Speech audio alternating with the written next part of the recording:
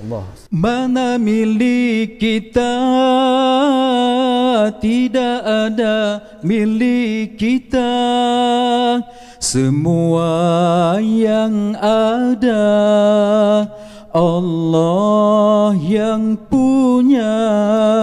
Tidak ada kita punya, kita hanya mengusahakan saja apa yang kita dapat.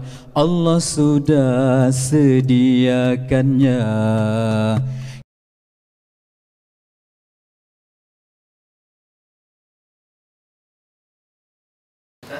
Pecinta ekspedisi sejarah Nanggo, kami di sini baru saja terbentuk tahun 2012 dan juga baru membentuk anggota berapa bulan yang lalu ya? 2 bulan yang lalu. Kami baru saja melakukan kegiatan ke Rosmawe, makam Sultan Malikusala. Baru itu program kami pertama. Yang kedua belum. Tukuman. Ya. Melabuh dekat Melbourne. Kami sebut Melbourne. Soalnya barat Aceh West Aceh.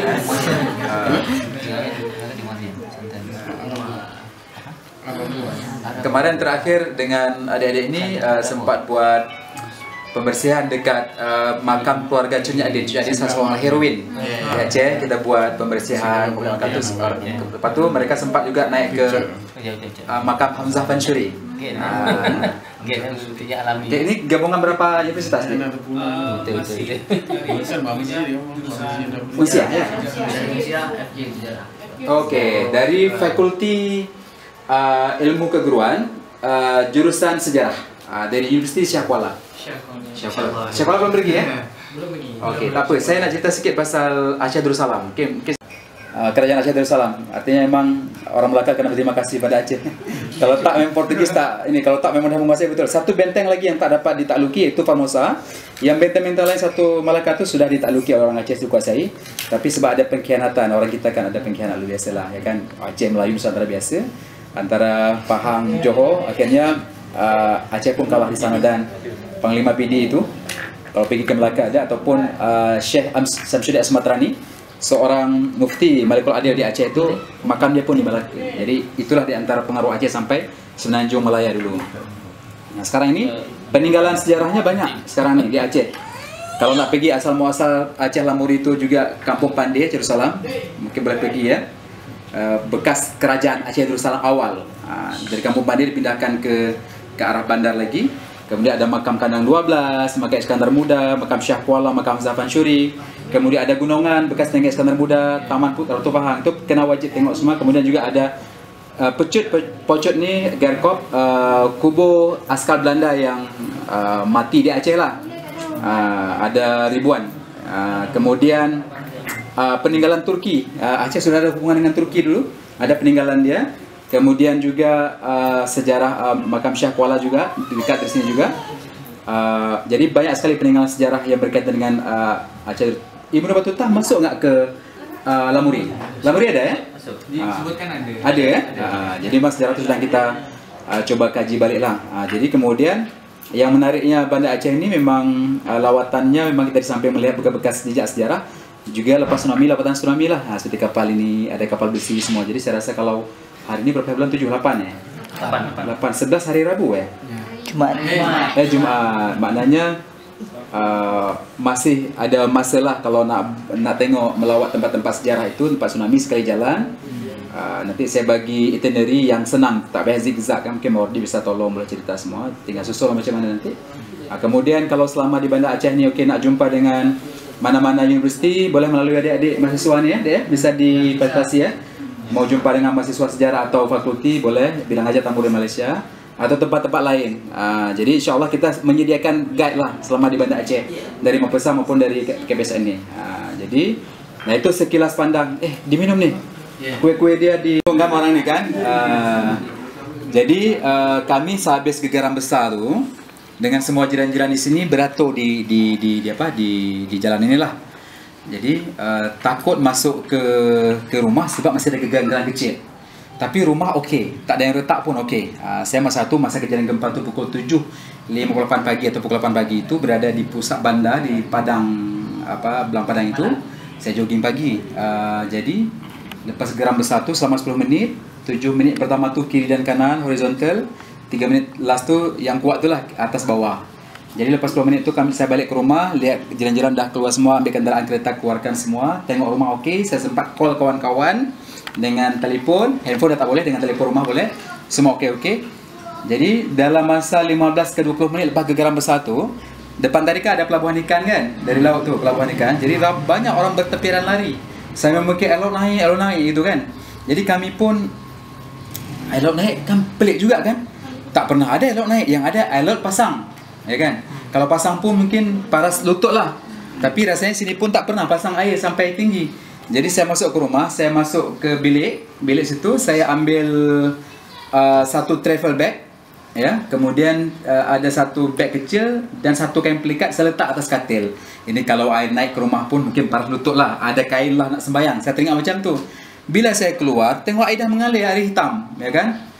Jadi saya teringat ada pasport dalam almari. Tapi saya kalau pasport tak sempat lari. Setengah jalan saya terus keluar. Maka kami dengan semua jiran-jiran sekitar sini naiklah ke rumah tingkat 2 sebelah ni, rumah jiran. Saya tutup pintu pagar, saya lari. Air tu kejar sampai tingkat 2. Dalam berapa saat air tu dah paras leher dah. Berapa saat? Di tingkat 2 rumah tu. Jadi kami dah berpegang tangan dengan mak ayah adik-adik semua. Satu saya belum keluarga lagi, belum kahwin lagi. Kita minta maaf semua. Ada cakap okey hari ni terakhir minta maaf dengan mak. Ambil tangan mak dalam air tu. Kan air segini kan, cium tangan mak semua. Ayah cakap hari ni hari terakhir kita. Tapi saya doa ya Allah, kalau memang hari ni hari terakhir bagi saya redha ya Allah. Tapi seandainya engkau berikan izin untuk aku bertobat, bagi aku sedikit masa. Itu yang saya doa masa itulah. Tapi keadaan tu saya tengok dekat luar macam kiamat betul. Air tinggi, orang hanyut, rumah hanyut dari tingkap macam ni kan, tingkat 2 tu kan. Jadi saya pun saya keluar, saya buka pintu tu, saya keluar, saya nak naik lagi atas bumbung. Nak selamatkan diri lah. Tengah saya nak fikir-fikir naik tu, saya teringat, ini kalau saya naik seorang, macam mana yang lain ni? Ada 20 orang di atas tingkat 2 tu kan. Tiba-tiba saya paling kiri, datang satu kapal ni. Banyak kapal hanyut yang ke arah sana. Ni bandar dah lautan tsunami semua. Satu kapal datang, dia pusing-pusing, tiba-tiba dia berhenti. Jadi yang saya ingat, ini kapal mungkin nak tolong kami. Jadi ada kawan jiran di depan rumah satu orang, lompat ke kapal, ya kan, sebab dia senang sikit nak naik. Lepas tu saya buka pintu, macam inilah.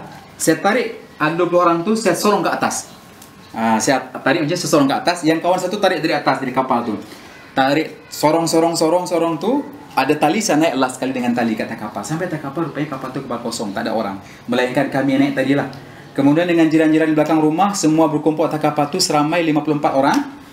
Ada baby, ada budak-budak, ada orang tua, orang cacat, dan satu mayat budak yang kita selamatkan. Yang lain orang dewasa lah. Nah, lepas tu kita bertahan selama 7 jam atas kapal tu. 7 jam itu datang lagi berkali-kali gelombang dari laut. Datang gelombang, kita hadap ke laut, kita azan. Saya azan ke laut. Begitu azan selesai, gelombang tu pecah. 1 jam datang lagi gelombang, ya kan? Kita azan lagi, gelombang tu pecah. Jadi udah tengok bawah tu orang hanyut, tolong, kita ambil tali, kita balik, tapi air laju sangat, tak dapat kita tolong. Tengah hari, singkat cerita, dalam keadaan perit, lapar, dahaga, belum sarapan pagi, matahari panas sangat, ya kan? Kita pun tengok dalam kapal apa yang ada. Tengok dalam kapal, pengelola kapal, dapat satu beg. Dalam beg tu ada kain, ada baju t-shirt, kita gantilah yang basah-basah budak tadi. Buka lagi, dapat satu tong air. Memang haus sangat, dahaga sangat. Bila nak minum, airnya air masin pula, tak boleh minum. Buka lagi, dapat satu parang, dapat satu bekas jak kosong, bekas air kan.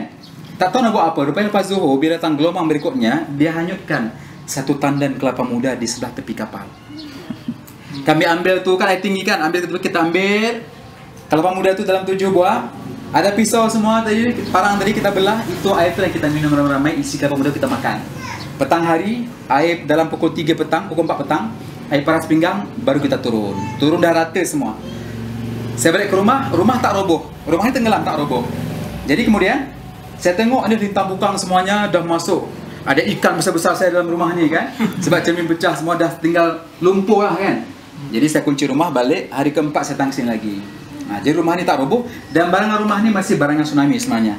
Di antaranya jam itu. Okey. Jam itu menunjukkan pukul 8.45 minit. Ya. Jadi pukul 8 berlaku gempa. Air di sini pertama sampai tsunami itu pukul 8.27 minit. hari pertama tsunami. Kami naik ke atas tu 8.45 rumah ni tenggelam dan jam ini mati. Jadi dia mati ngam-ngam pada air 8.45 menunjukkan rumah tenggelam. Jam ni lu kat atas tu. Jadi ini sejarah tsunami. Ni sejarah bawah ke atas. Tu atas mati juga. Allah Muhammad tu tak jatuh. Langsir ini bekas tsunami, kapet ni bekas tsunami, tile ni memang bawa tsunami. Dekat belakang ada almari, ada katil semua, meja makan semuanya itu masih barangan tsunami. Termasuk di antara cawan pinggan gelas yang tuan-tuan minum hari itu bekas tsunami. Jangan takut. Tapi saya pamerkan balik. Di rumah ini sejarahnya banyak barangan, 70% isi rumah ini barangan bekas tsunami. Nah inilah yang berlaku di sini, kawasan ini. Sebab ada ratusan kapal yang hanyut ke daratan, tapi di antara kapal yang menyelamatkan banyak orang, kapal inilah ada 50 orang lebih yang selamat. Maka dijadikan sebagai satu monumen sejarah tsunami. Nah saya dulu memang lama dekat Malaysia, saya sempat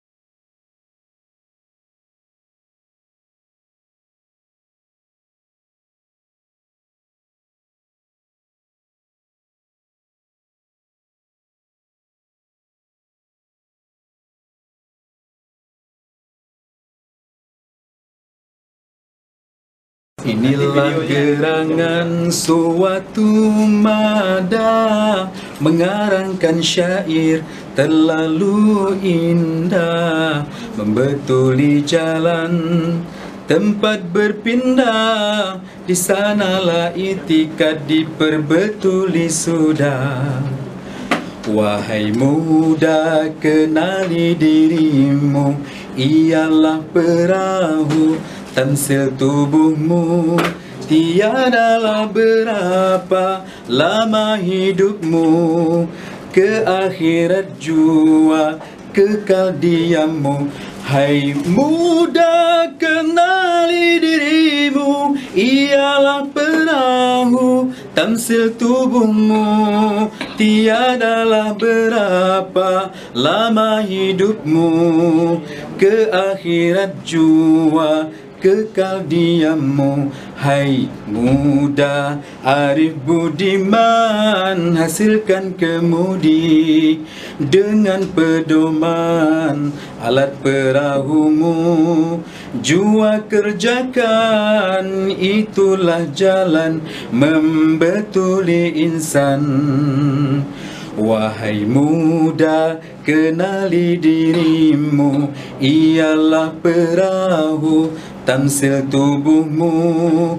Tiadalah berapa lama hidupmu, ke akhirat jua kekal diammu. Hai muda, kenali dirimu, ialah perahu tamsil tubuhmu. Tiadalah berapa lama hidupmu, ke akhirat jua kekal diammu. Hai muda, arif budiman, hasilkan kemudi dengan pedoman alat perahumu. Jua kerjakan, itulah jalan membetuli insan. Cukup. Ini di antara